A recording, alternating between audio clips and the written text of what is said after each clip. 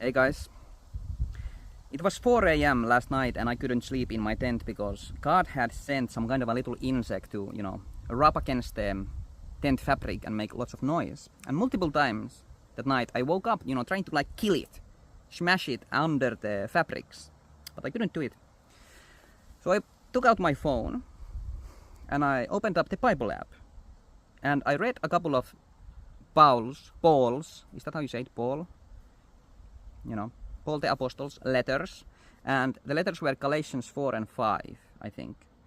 And in it, Paul is kind of frustrated with the church he's writing to, these Galatians people, who are trying to return to the Torah.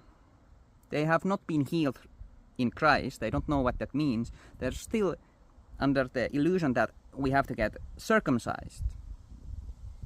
We have to hold to these rules and regulations the Pharisees and law teachers teach us. And Paul, you can sense his frustration when he's writing to them. That's the old way of doing things. We have freedom in Christ. So he's trying to offer this thing that is wonderful and lovely to these people who don't believe in it. They still think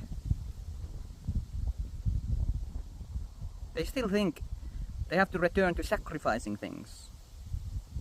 Animals, for their sins. So they're going backwards. And Paul also, writes about how we should walk in the Spirit. And I wondered what that means. And I think, unbeknownst to me really, something like that happened to me that night. First of all, because I give the credit to God for keeping me up, because he sent this little insect, this little messenger of God, this creepy crawly thing, to keep me up and get me to read the Bible, because I'm so bad at reading it myself sometimes that I was in the Spirit, kind of, and without really willing it, without really saying to myself, this is what I want to do, I just went into YouTube and typed in freedom, just to see what happens, what pops up. And the first thing that I saw was this Freedom Finance company that's, gives payday loans or something like that, money. And I thought about it, and this is kind of the same thing, except this is now about money, not about God. In the world, people think that money is the thing that gives us freedom, that's probably why they named their loan company Freedom Finance.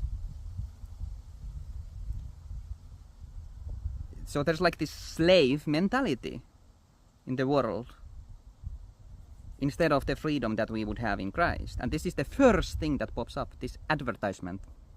And then I look at the second thing that comes, and the third thing, and they're songs about freedom.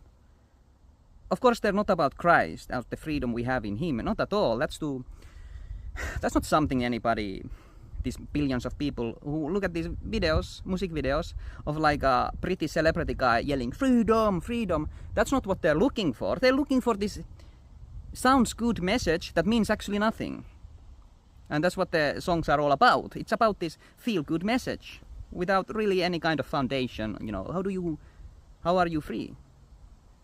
People listen to those songs and they're still slaves to Freedom Finance, aren't they? Money. That's what I mean. But then I read the comments, and there was one comment that was a light that came from God. And it was a person in their car with their autistic son who was able to connect with their son because they got curious about the song and they wanted to learn it, and they sang together. And he says in the comment, because, thanks to this Ferris guy, this celebrity, he was able to meet his son. And I thought about that,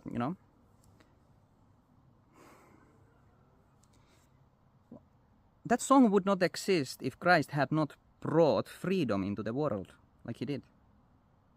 He is the foundation, except he isn't given the credit he's due. Instead, these celebrities who make billions and millions get the credit.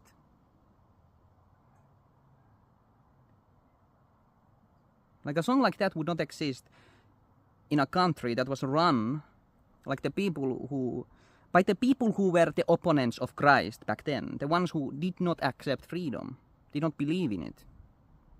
Right?